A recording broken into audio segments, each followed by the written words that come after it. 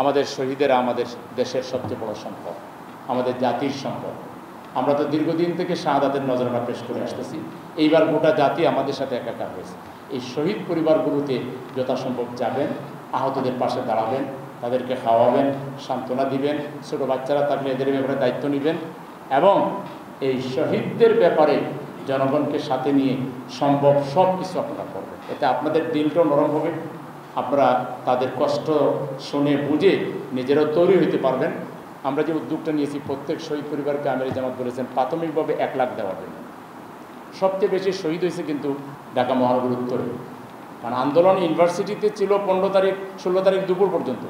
16 তারিখ দুপুরের পর থেকে আন্দোলন চলে আসছে রাজপথে, আর রাজপথের মধ্যে পুরো পয়েন্টগুলো হয়ে গেছে এইদিকে। দক্ষিণের মধ্যে ছিল শুধু হলো সায়েন্স ল্যাব আর হলো যাত্রাবাড়ি, আর কোথাও ছিল না।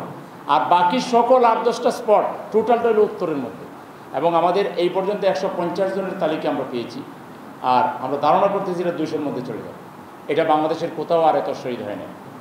এখন হিউজ পরিমাণ লোক যারা আহত হয়েছে, হসপিটালগুলোতে আমরা যাচ্ছি, এটার মধ্য দিয়ে মানুষের প্রতি আমাদের দায়িত্ববোধ যেমন তৈরি হচ্ছে, মানুষও আমাদেরকে মূল্যায়ন করতেছে।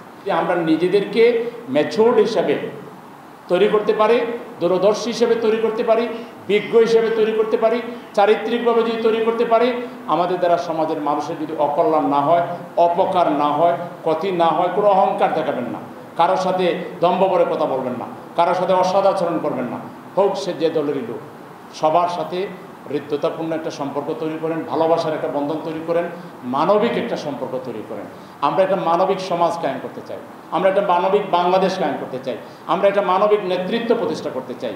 এটা জামাত ইসলামীকেই অগ্রগামী হয়ে করতে হবে। জামাত ছাড়া লোক তৈরির আর কোনো সেন্টার নেই, আছে? এটা আমাদের ইসলামী মহল স্বীকার করে। এরকম একটা সুন্দর সংগঠন গড়ে তোলার ক্ষেত্রে আমরা যার যার জায়গা থেকে আরও আন্তরিক এবং আরও সিরিয়াস হয়ে কাজ করব। রাজি আছি তো? রাজি আছি তো? আল্লাহ তাআলা আমাদের সবাইকে তৌফিক দান করুন। ওমা তৌফিক ইল্লা বিল্লাহ। আসসালামু আলাইকুম ওয়া রাহমাতুল্লাহি ওয়া বারাকাতুহু।